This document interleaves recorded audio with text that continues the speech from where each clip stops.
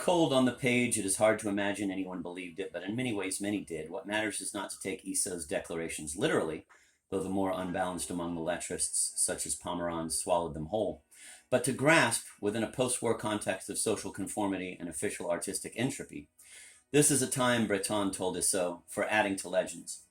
The power of Isau's extremist appeals.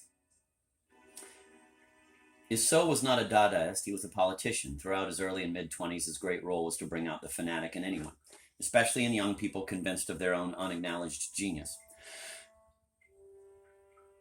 In any time, this means a lot of young people. In Paris in the late 40s, the alternatives to lettrism included hanging out at the Deux Magots in order to learn what brand of cigarettes Simone de Beauvoir smoked.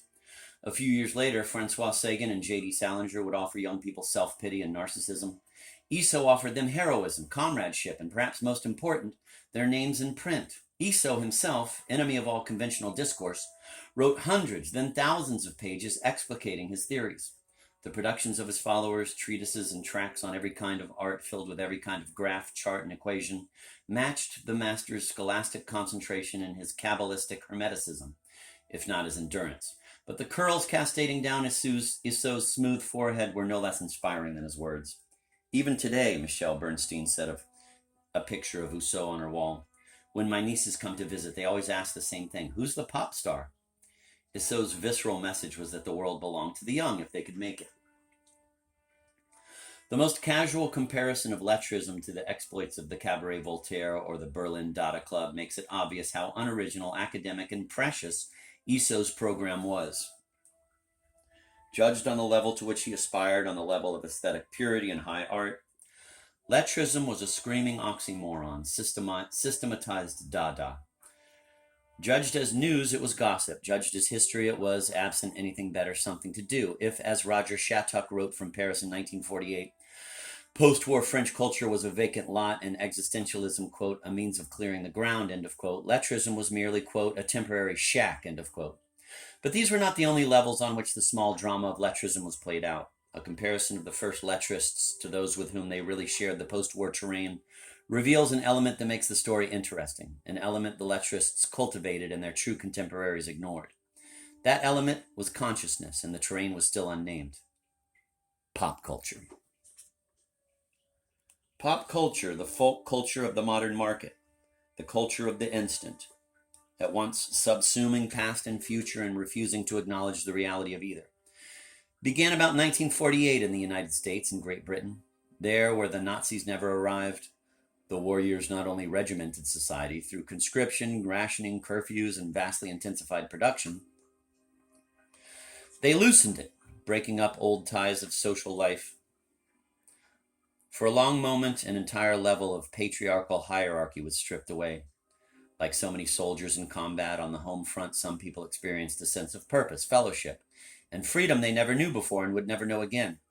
Ordinary housewives might not have come up with the words surrealist poet René Char found when, with the occupation of France ending, he confronted what it would mean to leave behind his life as a resistance partisan. Quote, I shall have to break with the aroma of these essential years. Silently repress, not reject, my treasure. End of quote. But they would have known what he meant. Photographs of wartime American female factory workers reveal smiles unlike any to be seen in the photojournalism of the years that followed. Strong, almost surprised smiles radiating shared purpose, autonomy, and self-worth.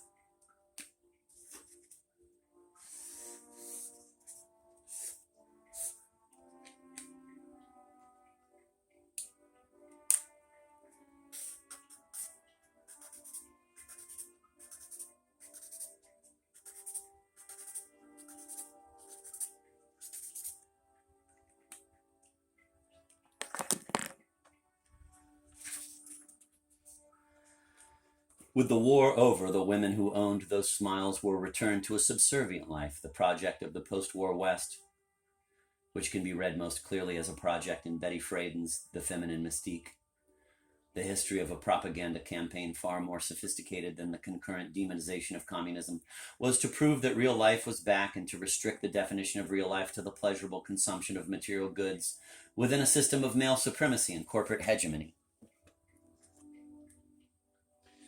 The new freedoms discovered during the war were cut off from words and cut out of pictures. The most intense and complete days many had lived at home and away were turned into an anomaly, and those who could neither get over them nor, according to the new rules, talk about them, were charted as deviant cases. Thus, all sorts of anarchic protests against the reorganization of social life appeared out of nowhere. Refusals of the affective limits placed on the unlimited material future promised by the managers and promoters of public discourse, a future whose promises were fixed in advance. How can we live, Shaw wrote in 1947, without the unknown before us?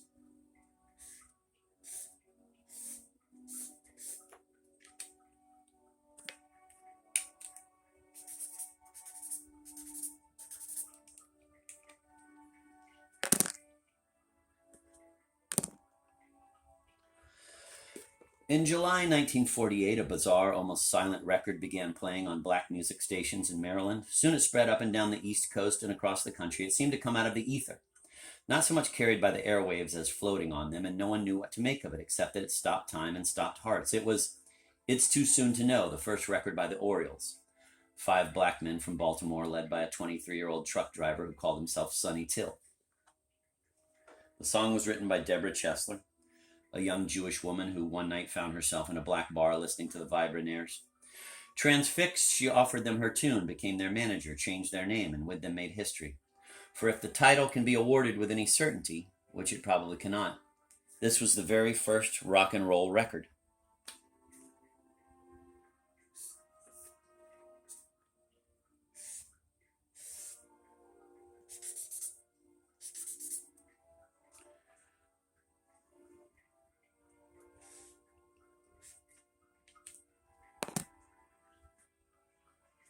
Earlier popular black harmony groups, the 1930s Mills Brothers, the early 40s Ink Spots, the 47 Ravens, made their music according to the rules of well-ordered rhythms, close ensemble singing, shaped tones, recognizable lyrics. These were white, bourgeois, altogether orderly modes of communication. They suggested definition, suppressed ambiguity, presented the listener with a finished fact, and a finished fact says all is well, or it says there's nothing you can do about it. The Orioles sound reached the listener as the voice of another world. It demanded that you finish the sound, fill in the silences with your own wishes, fears, fantasies. With its falling sighs, its constant hesitations, the sound implied that against every accepted promise, everything was in doubt.